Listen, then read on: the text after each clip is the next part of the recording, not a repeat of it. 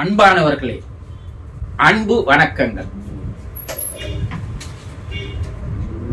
எவர் சொல்வதையும் கேட்டு அவர் பின்னால் சென்று விடாதீர்கள். உங்களுக்கு மனம் என்று ஒன்று இருக்கிறது. அந்த மனம் என்ன சொல்கிறதோ அதன்படி கேட்டு வாழுங்கள். இதை ஏன் இப்ப சொல்றீங்க நீங்க கேட்கலாம். இன்றைய சமுதாயம் இருக்கின்ற நிலையில் இதை உங்களுக்கு கூற வேண்டிய கட்டாயத்தில் இருக்கிறேன். என்ன, உங்களை இந்த சமுதாயம் என்று சொல்லக்கூடிய சில கும்பல்கள், அந்த சமுதாயத்தில் வாழ்கின்ற சில கும்பல்கள், சிறுபான்மையாக இருக்கின்ற அந்த கும்பல் உங்களை சிந்திக்க செய்ய விடாமல், உங்களை மெஸ்மரிசம் போன்று உங்களை மயக்கி, வார்த்தை ஜாலங்களால் மயக்கி, உங்கள் மனதை செயல்படுத்த விடாமல், உங்களை அடிமையாக்கி உங்கள் வாழ்க்கையை அழிக்கின்ற வேலையில் ஈடுபட்டு வருகிறார்கள். அப்படி யாரு? ஒரு கும்பல் சில செயல்களை, கொள்கைகளை பரப்புகிறது. என்ன, கடவுள் ஒருத்தர் கிடையாதுங்க, அதெல்லாம் ஒரு மூட நம்பிக்கைங்க, அதெல்லாம் கேட்டு அப்படி நடக்காதீங்க என்று போதித்து வருகிறார். இது ஒரு நூற்றாண்டு காலமாக நடைபெறுகின்ற நாடகங்கள். சரி, அவங்க சொல்றதுல உண்மைதான் இருக்கும், இல்லைன்னா அவங்க பொய் சொல்ல மாட்டாங்க என்று நம்பி பின்னால் போவதற்கு முன்னால் அவர்களுடைய நடவடிக்கைகளை, அவர்களுடைய குணநலன்களை, அவர்களுடைய குடும்பத்தினுடைய உறுப்பினர்களுடைய செயல்களை எல்லாம் மிக உன்னிப்பாக கவனித்து பார்த்துவிட்டு, உங்கள் மனம் இது சரிதான் என்று சொன்னால் அந்த மனம் சொல்கிறபடி நீங்கள் செயல்படுங்கள். இப்படி பேசுறான் பாரு, இது மூட நம்பிக்கை, இது பகுத்தறிவு என்றெல்லாம் பேசி வரா இல்லையா? நீங்க இன்றைய காலகட்டத்தில் சில பிரபலமான கோயில்களுக்கு போய் காலையிலிருந்து சாயங்காலம் வரைக்கும் அங்க உட்காருங்க. அங்க நடக்கிற வேடிக்கையை பாருங்க. எவெல்லாம் இப்படி பேசி வரானோ அவன் குடும்பம் பூரா எங்கடா இருக்குதுன்னா அந்த கோயிலுங்கள்ல தான் அபிஷேகம் செய்யுது, ஆராதனை பண்ணுது, சடங்குகளை செய்யுது, பூஜைகளை செய்யுது. இது இன்றைய காலகட்டத்தில் நடந்து வருகிற உண்மைகள். அப்ப நீங்க கேட்கலாம், என்னங்க அவர் இப்படி பேசுறாரு, ஆனா அவங்க குடும்பத்தில் இருக்கிறவங்க பூரா இங்க இருக்கிறாங்களே, இது ஒன்னும் ஒத்து வர மாதிரி தெரியலையே அண்ணா. அப்படி பேசி வருபவர்கள், அந்த கொள்கைகளை பின்பற்றி இருக்கிறோம் என்று சொல்லுகின்ற எல்லோரும் 90% குடும்பங்கள் கோயில்களில் தான் இருக்கிறது. இது உண்மை. வேணும்னா நீங்க போய் உட்கார்ந்து பாருங்க. உங்க ஊர்ல உங்களை சுத்தி இருக்கிற இந்த கொள்கைகளை பின்பற்றுகின்ற அவர்களுடைய குடும்பங்கள் எங்க இருக்குதுன்னு போய் பாருங்க. கோயில்கள்ல தான் இருக்கும். அப்போ இவர்களுடைய கொள்கைகளை அவர்களுடைய குடும்ப உறுப்பினர்களே பின்பற்றாத போது, கேட்காத போது, இவர் எந்த நோக்கத்தில் மக்களிடையே இதை பேசுகிறார்கள் அது கேட்கணும்ல. அப்ப நீங்க சிந்திக்கணும்ல, என்னப்பா பேசுறது இவர் ஒரு மாதிரி இருக்குது, அவர் குடும்பம் எல்லாம் பார்த்தா வேற மாதிரி இருக்குது. அப்போ இவர் பேசுறத அந்த குடும்பத்தில் இருக்கிறவங்களே கேட்கறது இல்ல, இவர் பேச்ச உதாசீனம் பண்ணிட்டு அவங்க கோயிலுக்கு வராங்க, இவர் இல்லைன்றாரு, அவங்க இருக்குதுன்றாங்க. அப்போ அவருடைய கொள்கை, அவருடைய பேச்சை அவர்களுடைய குடும்பங்களே கேட்கவில்லை. இதை நேரடியா அவர்கிட்ட கேட்டீங்கன்னா அது அவங்க விருப்பங்க, அதில் நான் எப்படி தலையிட முடியும், இந்த பதில் தான் வரும். அப்ப நம்ம என்ன கேட்கணும், அது அவங்க விருப்பம், நான் ஏன் கேட்கணும் போது, நான் கோயிலுக்கு போவது, கடவுளை வணங்குவது, செய்வதெல்லாம் என் விருப்பம் இல்லை, அதை நீ ஏன் என்கிட்ட சொல்ற? இந்த சிந்தனையை 100 ஆண்டுகளாக சிதறடித்து சீரழித்து வந்ததின் காரணமாக மக்கள்கள் எல்லாம் முட்டாள்களாக மாற்றுகின்ற இந்த கும்பலுடைய பொய் வேஷத்தை, நாடகத்தை நீங்கள் புரிந்து கொள்ள வேண்டும். இப்ப அவங்க என்ன செய்யறாங்கன்னா, 100 வருடமா சொல்லி பார்த்தோம், நம்ம பின்னால நம்மள நம்பி வந்தவங்க எல்லாம் 90% பேர் இப்ப நம்ம பேச்சு கேட்கறது இல்ல, கொள்கைகளை கேட்கறது இல்ல, பின்பற்றுறது இல்ல. அவன் எல்லாருமே நம்ம கொள்கைகளுக்கு பேச்சுக்கு எதிராக போக ஆரம்பிச்சுட்டான். இப்ப நம்ம என்ன செய்யறதுன்னு ஒண்ணுமே புரியல என்றதுனால அடுத்து அவர்கள் மக்களுக்கு தெரியாத வகையில் அவர்கள் மறு ஒரு சீரழிப்பை துவக்கி வருகிறார்கள். என்னன்னா, இவன் தான் வந்தா கேட்கல போயிட்டான், ஆனா இவன் பிள்ளைகளை, அவர்களுடைய சிந்தனை திறமையை, சிந்திக்கின்ற அறிவை சீரழித்து விட்டால் அடுத்த தலைமுறையாவது நம்முடைய பேச்சு கேட்கும் இல்லையா, நம்ம பின்னாடி முட்டாள்தனமா நம்பி வரும் இல்லையா என்ற நோக்கத்தோடு அந்த பிள்ளைகளுக்கு நல்லது எது கெட்டது எது என்பதை சொல்லித்தரக்கூடாது. அவர்கள் எப்படியாவது சீரழிந்து போகட்டும், அதை பற்றி நமக்கு கவலை இல்லை. அவன் சீரழிஞ்சாதான் அவன் சிந்திக்க தெரியாதவனாக மாறுவான், அப்போதுதான் பின்னாடி வருவான் என்ற வேலையை அடுத்த ஜெனரேஷனுக்காக உள்ளே ஊடுருவி யாருக்கும் தெரியாத முறையில் இந்த சீரழிவை நடத்தி வருகிறார்கள். இப்ப நீங்க சிந்திக்கணும். என்ன சிந்திக்கணும்? என்னுடைய அப்பா அம்மாவனுடைய குணநலன்கள், பண்புகள் என்னிடம் இருக்கிறது. என்னுடைய பாட்டனாருடைய குணநலன்கள், பண்புகள் என்னிடம் இருக்கிறது.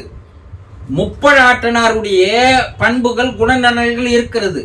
இப்படி என்னுடைய 10 தலைமுறையினுடைய பண்புகள், குணநல பண்புகள் என்னுடைய ஜெனட்டிக்ல இருக்குது. இது அறிவியல் நிரூபித்து இருக்கிறது இல்லையா? அப்போ நம்முடைய பிள்ளைகளுக்கும் இந்த 10 தலைமுறையுடைய ஜெனட்டிக் பண்புகள் இருக்கிறது இல்லையா? இந்த ஜெனட்டிக் பண்புகளை சீரழிக்கின்ற வேலையில் தான் இவர்கள் இறங்கி இருக்கிறார்கள். அப்போ அடுத்த தலைமுறையை இவர்கள் அழிப்பதற்குண்டான வேலைகளில் ஈடுபடுகிறார்கள் என்பதையாவது பெற்றோர்கள், மக்கள் புரிந்து கொள்ள வேண்டும், சிந்தித்து பார்க்க வேண்டும். சரி, அவங்க சொல்ற மாதிரி கடவுள் இல்லப்பா, ஏத்துக்கலாம். ஆனா இன்று அறிவியல் அதற்கு நிரூபணம் தரவில்லைன்னு பேசுறான். அறிவியல் விஞ்ஞானிகள் என்ன செய்தாங்கன்னா, அணுவை பல கூறுகளாக பிரித்து பிரித்து பிரித்து பிரித்து பார்த்து கடைசியாக பிரிக்க முடியாத ஒரு அணுவை கடந்த 5-6 ஆண்டுகளுக்கு முன்பாக கண்டுபிடித்தார்கள். அந்த பிரிக்க முடியாத கடைசி அணுவுக்கு அந்த விஞ்ஞானிகள், ஆராய்ச்சியாளர்கள் என்ன பேர் வச்சிருக்கிறான் தெரியுமா?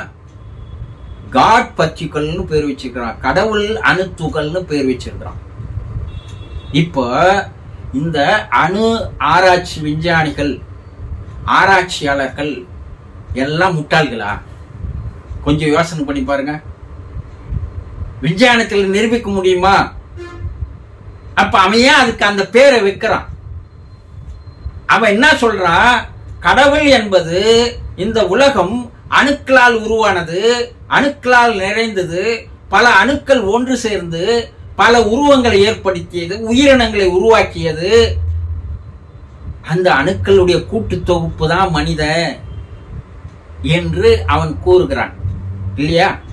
அப்ப அந்த கடவுள் என்ற பெயருக்கு அணு என்றே வைத்துக் கொள்வோம். இப்ப அணு என்பது முட்டாள்தனமானதா? பல ஆயிரம் கணக்கான லட்சக்கணக்கான அணுக்களால் கூட்டு தொகுப்பாக வந்த நீங்கள் நாங்கள் முட்டாள்களா? இதைத்தானையா 8000 வருஷத்துக்கு முன்னாடி விஞ்ஞானிகள் கண்டுபிடித்தத திருமூலர் தன்னுடைய ஞானோதயத்தால் கண்டுபிடித்து அணுவில் அணுவினை ஆதி பிரானை அணுவில் அணுவினை 1000 கூறிட்டு அணுவில் அணுவை அணுக வல்லார்க்கு அணுவில் அணுவை அணுகலாமே. இந்த சயின்ஸ் இப்ப கண்டுபிடிச்ச இந்த நூற்றாண்டுல கண்டுபிடிச்சு பேர் வச்சது 8000 ஆண்டுகளுக்கு முன்னாடி தன்னுடைய அகராராய்ச்சியின் மூலமாக ஞானத்தின் மூலமாக கண்டுபிடித்து கூறியது அனைத்தும் உண்மைன்னு இன்னைக்கு விஞ்ஞானிகள் அணு விஞ்ஞானிகள் ஏற்றுக்கொள்கிறானே. அப்ப திருமூலர் முட்டாளா? இதுக்கு பதில் சொல்லுவாங்களா? இப்படி ஒரு கூட்டம் உங்களுடைய சிந்தனையை சிதறடித்து வருகிறது. இவன் சொல்ற பேச்செல்லாம் கேட்டு நடக்காதீர்கள். உங்களுக்கு மனம் என்ற ஒன்று இருக்கிறது. அந்த மனம் எது உண்மை எது பொய் என்று ஆராய்ச்சி செய்து பார்த்து உங்களுக்கு அது சரியாக இருந்தால் அதை பின்பற்றுங்கள், தவறில்லை. இது ஒரு கும்பல். இன்னொரு கும்பல் இருக்குது. அது என்னன்னா, கடவுள் இருக்கிறார் தான், ஆனா உங்க துன்பங்கள் போகணும், கஷ்டங்கள் போகணும், கவலைகள் போகணும், பிரச்சனைகள் போகணும்னா இந்த பரிகாரங்களை செய்யுங்க, இந்த பூஜைகளை செய்யுங்க, இந்த சடங்குகளை செய்யுங்க, இதற்கு ஆயிரக்கணக்கான காசுகளை கொடுங்க. அதை செய்துட்டா உங்க பிரச்சனைகள் எல்லாம் போயிடும், உங்க நோய்கள் எல்லாம் போயிடும் அப்படின்னு ஏமாத்துற கும்பலும் அதிகமாகி வருகிறது. அவனுக்கு 1000 பிரச்சனைக்குது, கவலைக்குது, துன்பங்குது, துயரங்குது. ஆனா அவனாலே அதை தீர்த்துக்க முடியல. ஆனா மற்றவர்களை அவன் பிரெயின் வாஷ் பண்ணி அறிவை தூண்டாம சிந்தனையை சிந்திக்க விடாம அவன் மழுக்கி அதற்கு அடிமையாக்கி மக்களை ஏமாற்றி வருகிறார்கள்.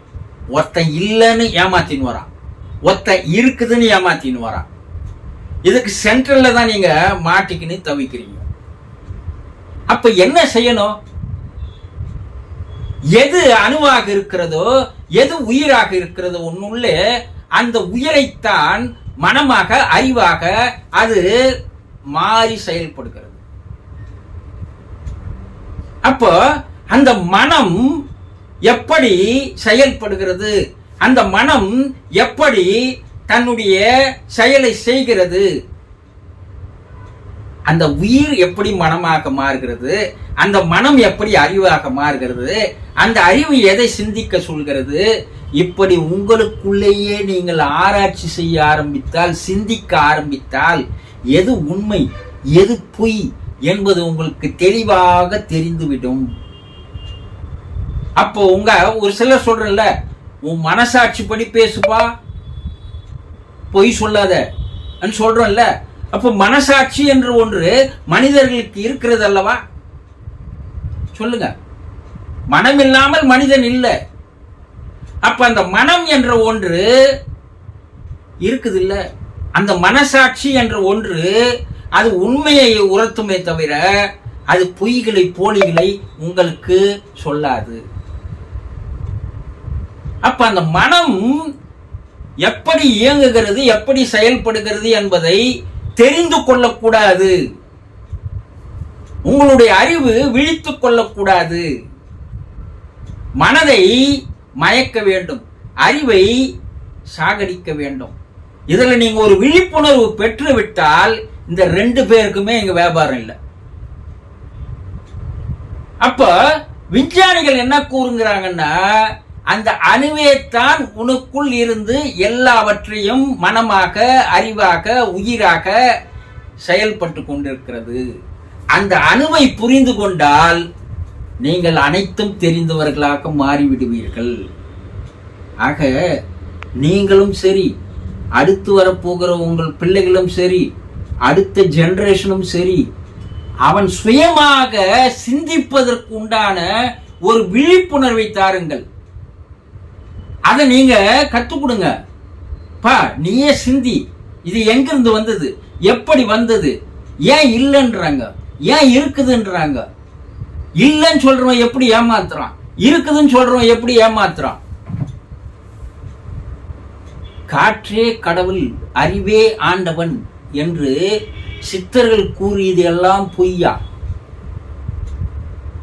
இவங்க என்ன நினைக்கிறாங்கன்னா, 8000 10,000 வருடங்களாக உண்மைகளை கூறிய, மக்களுக்கு உரத்து கூறிய, அவனுடைய சிந்தனைகளை தூண்டிவிட்ட, அறிவை கொளுத்திவிட்ட, விழிப்புணர்வை விழிப்புற செய்த இவர்கள் எல்லாரையும் இவர்கள் முட்டாள்கள் என்று கூறிவிட்டு 100 ஆண்டுகளாக மனிதனை சிந்திக்க விடாமல், மனிதனை எதை பற்றியும் கேள்வி கேட்க விடாமல் அவர்கள் மதிமயக்கி முட்டாள்களாக மாற்றி வருகிறார்கள். நான் சொல்றது, இல்லைன்னு சொல்றவங்கிட்ட ஏமாறாதீங்க, இருக்குதுன்னு சொல்லி ஏமாத்துறான் பார், அவங்கிட்ட ஏமாறாதீங்க.